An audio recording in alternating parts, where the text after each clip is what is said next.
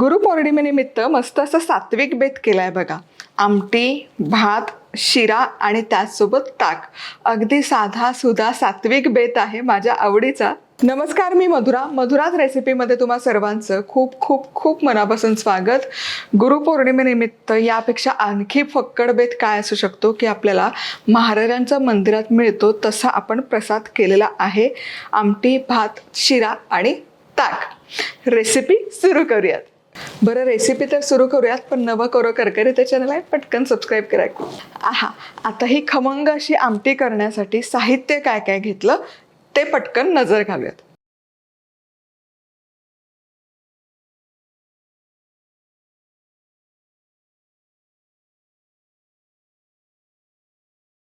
चला, फोडणी करता 2 चमचे तेल गरम करायला ठेवले. जग आपलाच आहे तेलाचा. madhurazrecipeclub.com वर खरेदी करू शकता. सगळ्यात आधी मोहरी छान चुटचुटू द्यायची. मोहरी छान चुटचुटली की जिरं, हिंग, कढीपत्ता,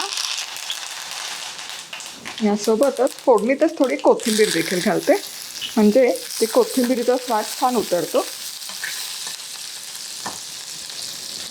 आता यामध्ये जिरेपूड, गॅस बंद करते म्हणजे फोडणी करपणार नाही. धणेपूड,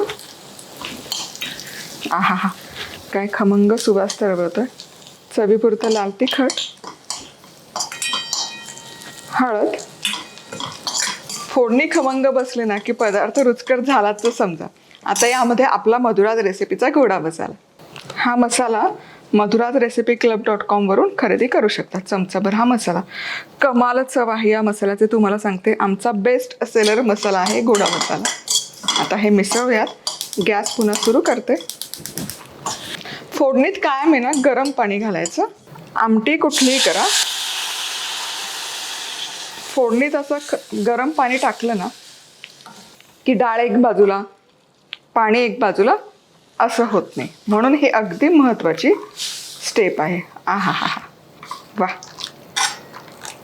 चला, आधनाला छान उकळी आली. हा रस्साच बघा किती बहारदार दिसतोय. आता यामध्ये शिजवलेल्या तुरीच्या डाळीचं वरण घालूयात. छान घोटून घेतलेलं वरण आहे हे.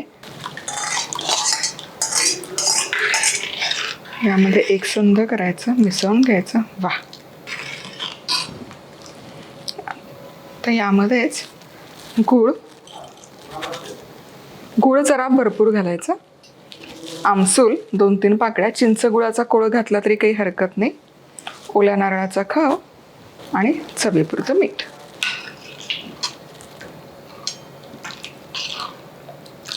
फोडणीत पाणी टाकलं ना की आमटी शिजून झाली आणि दिवसभर जरी ठेवली तरी वर पाणी तरंगते आणि डाळ खाली बसली असं होत नाही. त्यामुळे कधी पण कुठलीही आमटीची फोडणी तुम्ही घालता ना तेव्हा फोडणीत थोडं गरम गरम पाणी घाला. एकतर त्याला आधण खूप छान येतं आणि दुसरी गोष्ट त्यामध्ये ना डाळ अशी मस्त एकजीव आणि एकसंध होऊन जाते. आता मस्त एक 5 मिनिटं रटरट उकळून घेऊयात. काय कमाल सुवास तरवतोय तुम्हाला सांगते. आणि हे बघा, आमटीला रंग छान आलाय, टेक्स्चर छान आलंय आणि परफेक्ट म्हणजे मंदिरात मिळते हे बघा. सगळे जोडून आले की नाही. पाणी एक बाजूला, डाळ एक बाजूला असं अजिबात होत नाही. तुम्ही दिवसभर ठेवा, किती वेळ ठेवा, पाणी अजिबात तरंगणार नाही. चला, आता मंदिरात मिळतो ना तसाच शिरा करूयात. हा शिरा आहे ना खरपूस असतो बघा. म्हणजे आपण घरी करतो तो बदामी रंगावर असतो, पण मंदिरात प्रसादाचा शिरा जो मिळतो ना तो काय असा खरपूस असतो. तर तो खरपूस शिरा कसा करायचा ते बघूयात. तर इथे 4 चमचे साजूक तूप घेते. यामध्ये अर्धा कप बारीक रवा. जाड रवा वापरला तरी काहीच हरकत नाही. आता हा रवा भाजायचा.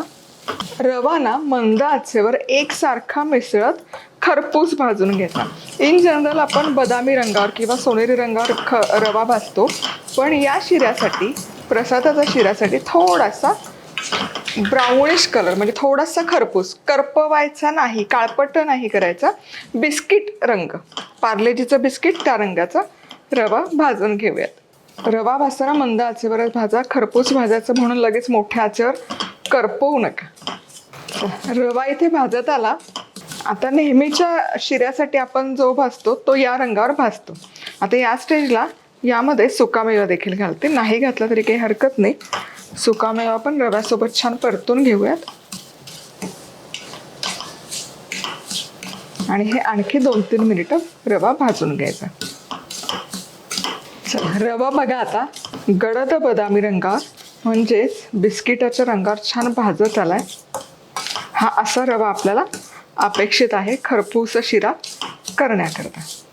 आता यामध्ये पाणी घालायचं. पाणी कधीच थंड घालायचं नाही. शिरा उपमा करताना गरम गरम रवा आहे तो छान फुलला पाहिजे म्हणून गरम पाणी. तर इथे 1.5 कप, अर्धा कप रवा, 1.5 कप पाणी पुरे होतं. गॅस एकदम मंद आचेवर करून घ्या यामध्ये पाणी घालताना, कारण शिंतोडे खूप उडतात. हे बघा,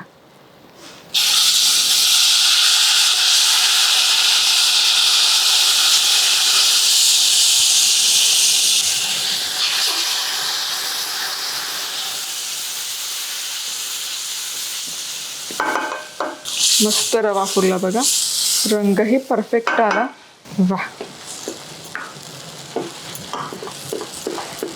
आता यामध्ये जास्त वाढीव पाणी घालायची अजिबात गरज नाही. यामध्ये घालूयात साखर. अर्धा कप आपण इथे रवा घेतला होता, तर 1/2 कप साखर. यामध्ये थोडं साजूक तूप बाजूने सोडायचं. वा. झाकण ठेवायचं आणि गॅस बंद करून टाकायचा. साखर शिजवायची नाही. जी रव्याची उष्णता आहे त्यामध्ये साखर विरघळली पाहिजे. साखर शिजवली ना तुम्ही, काय होतं सांगते, जसजसा शिरा म्हणजे थंड होतो तसतसा मग ते साखरेचा पाक होतो आणि तो दडदडीत होतो किंवा त्याचे असे गोळे गोळे होतात. ते टाळण्याकरता साखर टाकली, मिसळली, गॅस बंद, झाकण आणि साखर छान मुरू देत. 5 मिनिटं झालं आणि बघा, वा वा वा वा वा, साखर छान जिरली आणि रव्याला आणि शिऱ्याला बघा टेक्स्चर किती कमाल आलंय.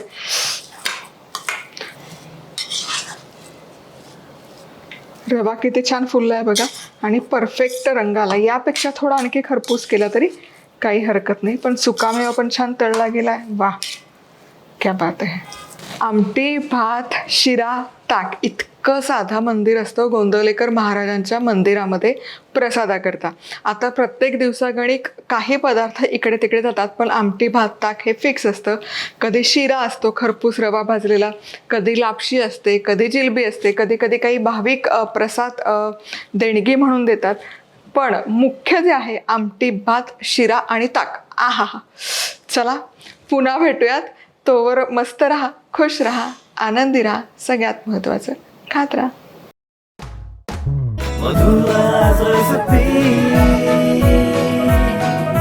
मधुराज रेसिपी, महाराष्ट्राची अस्सल चव.